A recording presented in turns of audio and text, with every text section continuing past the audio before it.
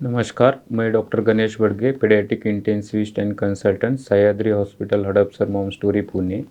आज मैं आपके साथ एक बहुत ही इम्पोर्टेंट सब्जेक्ट पे बात करने वाला हूँ, रिकरेंट एब्डोमिनल पेन।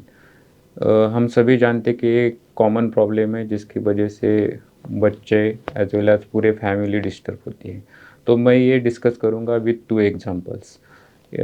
हमारे ओपीडी में बहुत बार इन्फेंट आते हैं अराउंड 2 टू 3 मंथ, और पेरेंट्स लेके आते हैं कि कंटिन्यूअस क्राई कर रहा है और मोस्ट ऑफ द टाइम इनको स्टमक में पेन है। तो मैं पहले ये कहना चाहता हूँ कि कंटिन्यूअस क्राइंग का सिर्फ स्टमक पेन यही एक कॉज़ नहीं रहता है।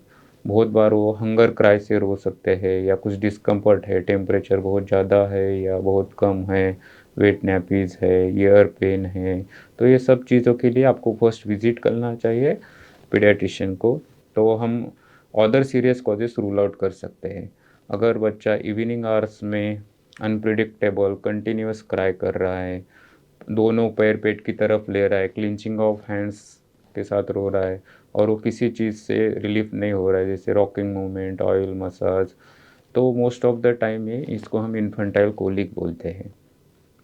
तो इसके लिए कोई एग्जैक्ट कॉज या ट्रीटमेंट नहीं है, बट उसके लिए गुड टी, आयुर्वेदिक मेडिसिन या ग्राइप वाटर देना नहीं चाहिए। मोस्ट ऑफ द टाइम ये रिलीफ होता है आफ्टर 3 मंथ्स।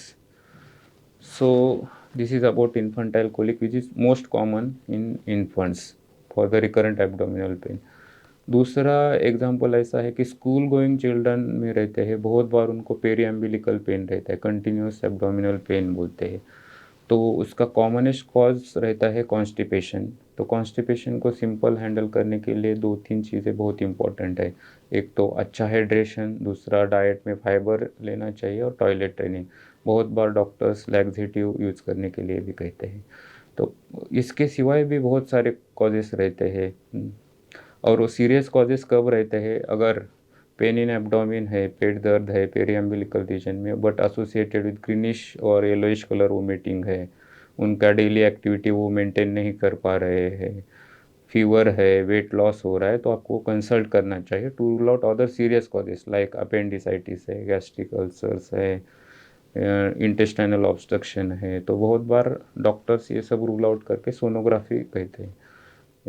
सोनोग्राफी में बहुत बार कॉमनेस्ट फाइंडिंग आता है कि लिम्फ नोड स्वोलन है, मेसेंट्रिक लिम्फ नोड स्वोलन है। तो उसका कॉमनेस्ट कॉज रहता है वायरल इन्फेक्शन, और वो अपने आप विद इन 6 वीक्स रिजॉल्व होता है।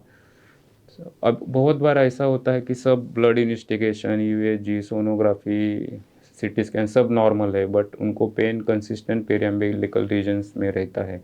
Suppose it is a 4 days in a 1 month and continuous for 2 months, associated with the pain in abdomen, not associated with any eating or menstruation, as well as वो continuous pain relief नहीं हो रहा है, तो according to Rome 4 criteria हम उसको functional abdominal pen बोलते हैं।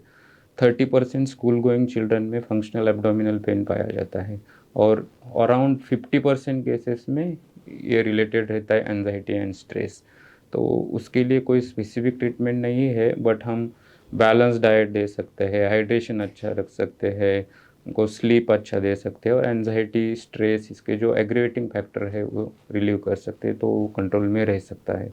सो this is the most common functional abdominal pain in school going children. So this is all about recurrent abdominal pain. अगर आपको और कोई जानकारी चाहिए तो आप you can visit the Sahyadri hospital, Hadapsar, Momstory, Pune. Thank you.